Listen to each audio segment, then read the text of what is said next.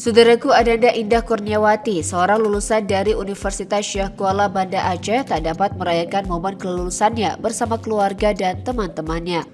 Pasalnya, Ananda Indah Kurniawati yang tercatat sebagai alumni program studi teknik sipil USK tersebut telah meninggal dunia sebelum diwisuda. Diketahui pada Rabu 2 November 2022, USK Banda Aceh kembali mewisuda sebanyak 2.298 lulusan program Pasca Sarjana, Spesialis, Pendidikan Profesi, Sarjana, dan Diploma periode Agustus-Oktober 2022. Prosesi wisuda ke-155 dalam sidang terbuka tersebut berlangsung di Gedung AAC Dayang Daud Darussalam Banda Aceh pada 2 hingga 3 November 2022.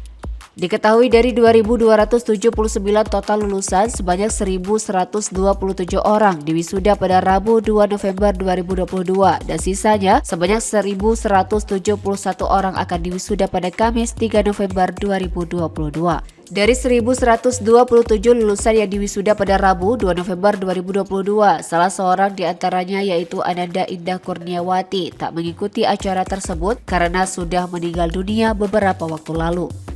Karena itu, ijazah almarhum diambil oleh suaminya pada prosesi wisuda tersebut.